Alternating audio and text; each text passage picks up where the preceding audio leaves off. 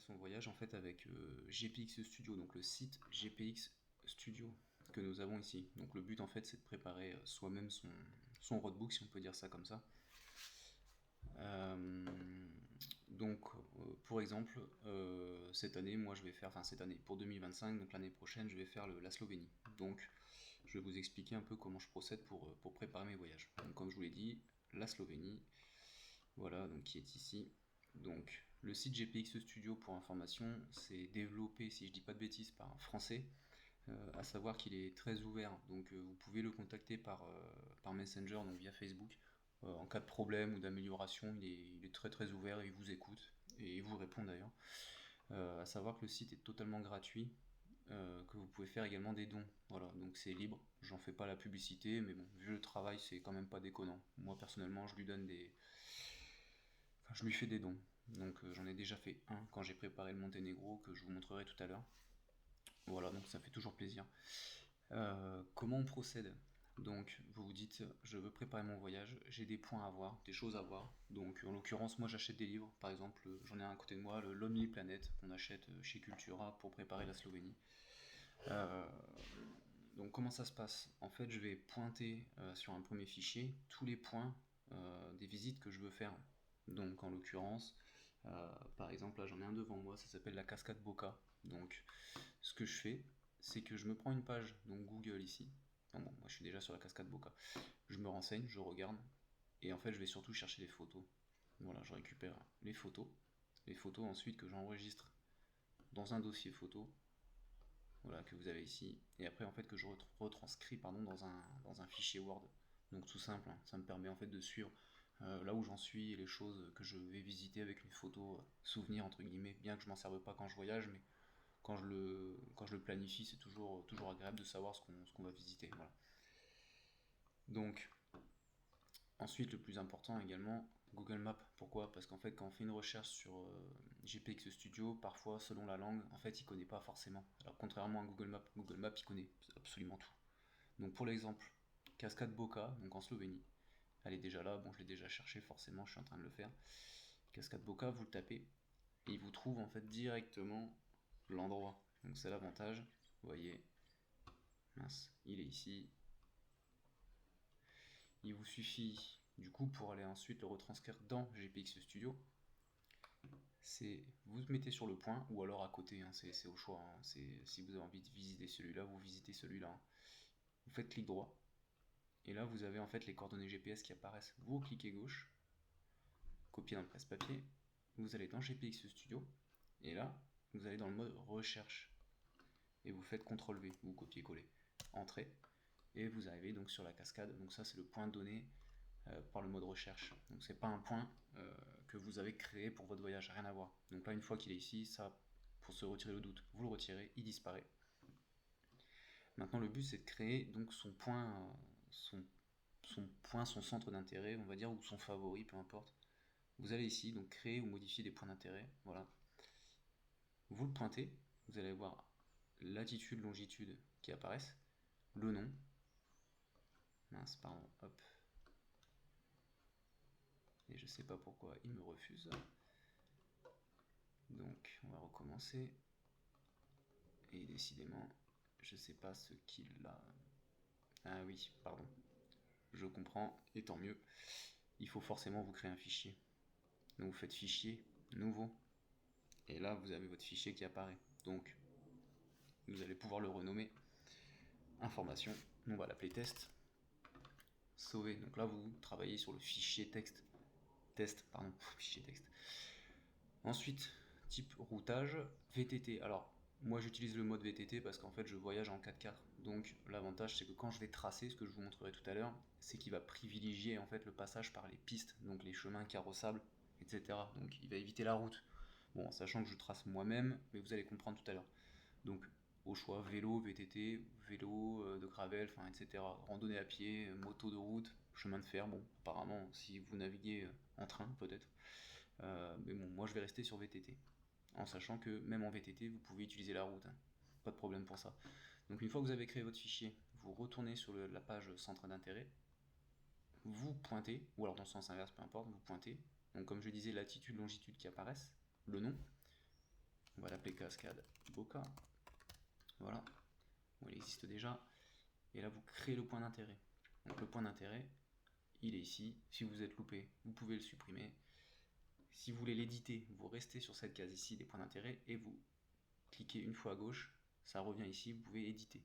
Vous mettez une description, l'icône, vous choisissez ce que vous voulez, à savoir que personnellement j'utilise le logiciel de navigation Haussmann, peu importe ce que vous mettrez comme icône, ça restera un favori et ce sera toujours le même dessin avec la petite étoile si je dis pas de bêtises, que vous pourrez modifier vous-même par contre dans Haussmann, en fait c'est propre au logiciel, donc voilà. Donc ça vous permet de mettre quelque chose par exemple, on va l'appeler cours d'eau, je crois qu'il y a un cours d'eau, voilà.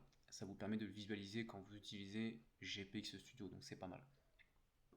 Le lien, donc là vous pouvez mettre un lien par exemple, un lien internet que vous avez trouvé où ça vous donne des informations nécessaires, je sais pas, des tickets d'entrée, le prix, etc. Bon, vous pouvez le mettre, voilà. En plus vous pouvez écrire une description. Et là vous faites sauver. Ici, donc le point, vous êtes toujours dessus. Vous pouvez l'attraper et le déplacer. Chose que vous pouvez plus faire quand vous le verrouillez. Donc là, vous sortez du menu point d'intérêt. Et là, en fait, vous n'êtes plus en train de créer des points d'intérêt. Donc lui, il est verrouillé en fait sur la carte. Vous ne pouvez plus l'attraper. Voilà. Ça, c'est une particularité de la dernière version de GPX Studio. Avant, vous étiez sur la map donc, du pays, vous aviez plein de points, vous attrapiez la map pour la décaler, vous chopiez un point d'intérêt, vous le déplaciez en fait de 100 km. Et là, pour le retrouver, c'était la misère, forcément. Donc là, c'est plus le cas. Merci aux développeurs. C'est vachement mieux. Donc maintenant que vous avez mis votre point d'intérêt, bon, vous en avez mis 50, vous avez fini votre voyage, vous êtes comme moi, vous vous baladez en véhicule, vous vous dites, moi j'ai envie de suivre une trace, j'ai pas envie de chercher tous les jours quelle piste je vais prendre. Bon, ça c'est propre à chacun encore une fois. Donc ce que vous faites, bon, on va le faire simple, hein. On va chercher un endroit avec des pistes éventuellement, ce sera peut-être plus facile. Voilà, donc les topographies elles sont ici. Donc moi j'utilise OpenStreetMap. Vous avez la vue satellite qui est ici, donc qui vous donne voilà, une idée. Bon, vue satellite, hein, ça vous guide, c'est un peu plus facile. Mapbox, c'est une topographie qui est encore différente, donc qui vous affiche les dénivelés éventuellement, et certainement d'autres choses. Bon, moi je suis plus adepte du OpenStreetMap. Voilà, bon, en sachant qu'il y a beaucoup de choses, hein. Vous pouvez afficher les boulangeries, toilettes, cours d'eau, etc. Ça c'est encore une fois propre à chacun. Donc pour tracer, comment vous allez faire? Vous allez donc placer, on va mettre des points, on va l'appeler 1. On va le mettre ici, par exemple le premier. Bon là ils sont bidons, hein, c'est juste pour montrer comment tracer. Comment je vais faire?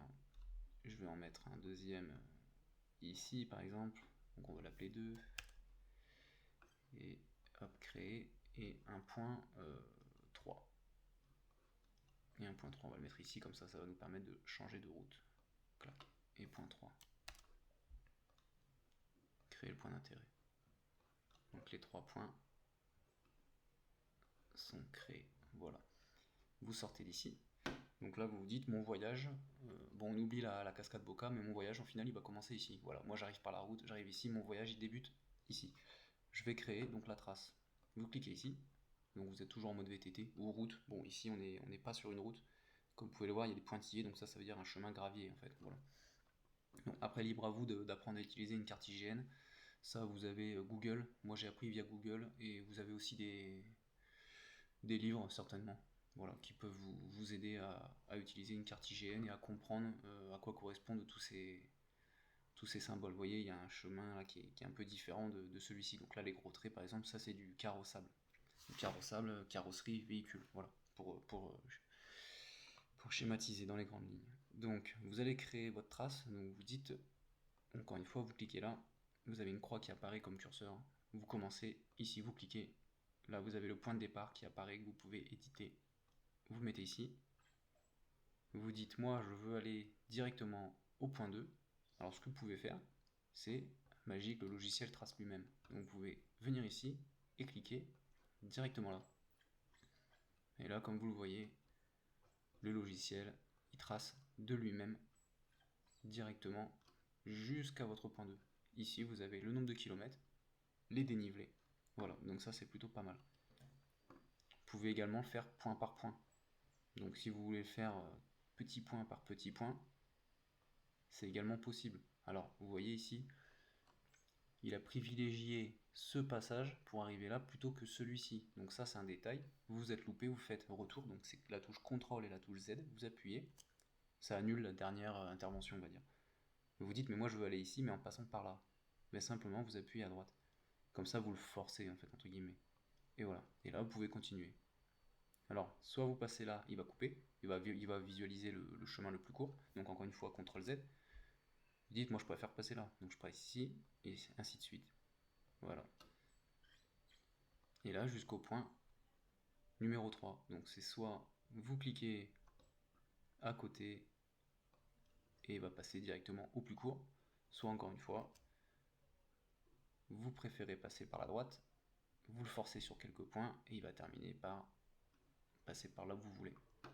Voilà, donc là vous avez votre trace. Donc vous pouvez en faire une de X kilomètres, à savoir que, alors sur la version précédente, au-delà de 200 km, le logiciel déconnait un peu. Alors ça ramait vachement. Alors après, peut-être selon l'ordinateur utilisé, ça dépend.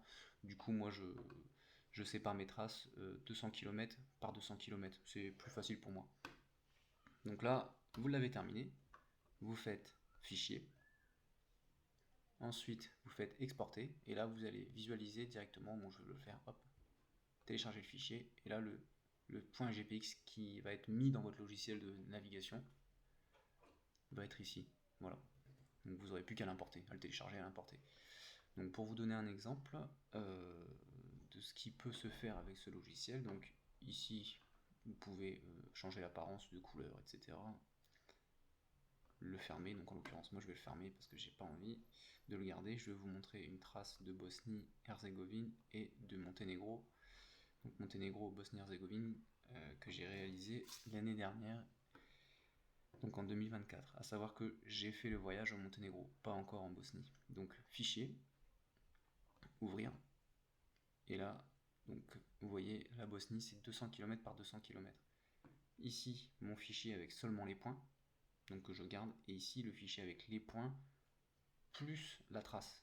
Et là, chaque trace séparée. Voilà, moi j'en fais 3, comme ça je suis tranquille. Bon, via le logiciel, on va prendre le complet, parce que de toute façon je ne vais pas travailler dessus, c'est juste pour le visualiser. Vous ouvrez, et voilà. Donc là, il y a une trace complète qui démarre ici, et qui fait tout ça, avec chacun des points. Et qui fait donc 2500 km au total, les dénivelés. Voilà. Donc là, c'est tracé manuellement moi-même. Alors après, forcément, vous visualisez pas s'il y a des interdictions ou pas sur chacun des chemins. Bon, alors après, honnêtement, dans les Balkans, les interdictions, il n'y en a pas beaucoup. Donc vous n'avez pas trop embêté. Mais voilà, si vous tracez en France, c'est un peu plus délicat déjà.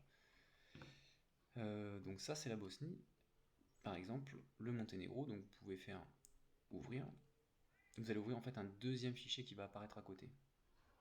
Donc voyage 4.4, donc le Monténégro, donc que j'ai déjà réalisé. Les points et la trace complète. Voilà. Donc ici le Monténégro. Donc vous voyez, ça donne déjà des rendus plutôt pas mal. Autre chose dont j'ai pas parlé, par exemple, c'est sur cette nouvelle version de GPX Studio, vous avez la possibilité en fait d'avoir une vue 3D. Donc c'est pas mal, c'est tout nouveau et c'est plutôt cool. Donc ce que vous faites, c'est que bon, vous zoomez à peu près là, on va dire. Donc ça c'est par exemple, c'est quoi? Formation rocheuse. Bon, ici il n'y avait pas grand chose. D'ailleurs, je l'ai même pas vu. Ce que vous faites, c'est que vous mettez sur votre point et sur votre souris, vous restez appuyé sur le clic droit et vous remontez. Et là, voilà. Et là, vous avez la vue 3D en fait qui apparaît. Donc ça vous donne voilà une idée de est-ce que je monte, est-ce que je descends. Voilà. Donc ça, c'est une nouvelle option, c'est plutôt pas mal. Alors vous cliquez ici pour vous remettre droit. Donc à savoir que pour les dénivelés, comme je vous disais, par contre, vous avez Mapbox Outdoor qui vous donne donc les courbes de niveau en plus. Donc ça c'est une grande aide. Voilà, pour tracer. Voilà, voilà. Donc cette petite vidéo vous permettra de tracer vous-même vos propres voyages. Ce qui est plutôt cool à mon sens. Voilà, voilà. Bonne journée.